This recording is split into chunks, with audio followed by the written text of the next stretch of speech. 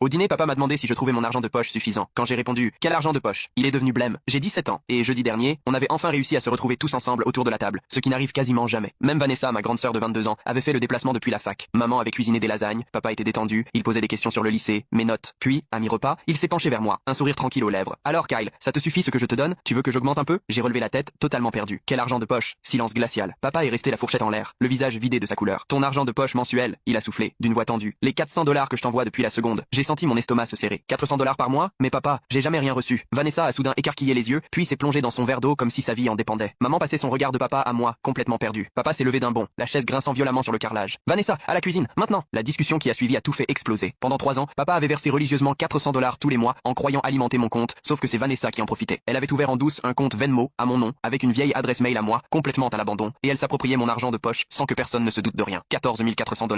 C'est ce qu'elle m'a piqué. Quand papa lui a réclamé ses relevés bancaires, elle a tenté de jouer les victimes. J'allais tout te dire, j'en avais besoin pour la fac. Mais papa a sorti son téléphone, défilant sur son Instagram, des sacs hors de prix, des week-ends à Miami, des sorties en boîte arrosée au champagne. Rien qui ressemble à des manuels. Tu as volé ton frère pendant 3 ans, a lâché papa, la voix tremblante. Pendant que lui faisait des heures à mettre des courses en sac, toi tu profitais de son argent comme si de rien n'était. D'un coup, tout s'est éclairé. Chaque fois que je demandais un coup de pouce pour les fournitures ou l'essence, et que papa me renvoyait à mon prétendu budget, persuadé que je claquais 400 $ par mois. De mon côté, j'enchaînais les petits boulots, à galérer pour tout, alors que Vanessa menait la grande vie. Je me suis rappelé cet hiver où il me fallait de nouvelles chaussures de travail. Les miennes étaient percées, et papa avait soupiré. Qu'est-ce que tu fais de ton argent de poche? J'ai gardé mes vieilles pompes encore un mois, le temps d'enfin pouvoir m'en payer d'autres. Vanessa était là ce jour-là. Elle n'a pas moufté. Maman a tenté de calmer le jeu. Il faut qu'on en parle plus sereinement. Mais papa était catégorique. Pour lui, c'était un vrai détournement. Et entre frères et sœurs encore. Vanessa a fondu en larmes, jurant qu'elle me rembourserait, que c'était une spirale dont elle n'arrivait plus à sortir. J'avais trop peur d'avouer. Je n'arrivais pas à m'arrêter. Papa était implacable. Tu aurais pu tout stopper à chaque achat, à chaque voyage, mais tu as choisi de continuer. Il lui a donné 48 heures pour quitter l'appartement qu'il payait, a fait bloquer sa carte bancaire et couper tout soutien net. Je suis resté figé, devant mes lasagnes froides, incapable d'y croire. Pendant 3 ans, ma sœur m'avait regardé dans les yeux, en se plaignant d'être fauché. Et moi, je la plaignais. J'allais jusqu'à lui offrir des cafés avec mon salaire de misère. Elle m'a tout pris, en toute conscience. Le lendemain, Vanessa est revenue chercher ses affaires, les yeux rougis. Elle avait déjà contacté toute la famille pour raconter que papa dramatise une simple incompréhension. Mais papa avait envoyé à chacun les relevés Venmo et bancaires. La vérité éclatait pour tous. Plus moyen pour elle de jouer les victimes. Le plus incroyable, c'est que papa, pour se faire pardonner de ne pas avoir vu plus tôt ce qui se passait, m'a proposé de financer entièrement ma première année d'AUT et il m'a tendu un chèque de 16 700 $, 14 400 pour ce qu'elle m'a pris et le reste pour les intérêts et le préjudice moral, comme il a dit. Depuis, Vanessa a tenté de reprendre contact via des amis communs, prétendant qu'elle avait touché le fond, que je devais lui pardonner au nom de la famille. Mais on ne passe pas 3 ans à dépouiller son frère pour ensuite appeler ça une erreur. On ne regarde pas quelqu'un se démener pour s'en sortir alors qu'on se gave à ses frais.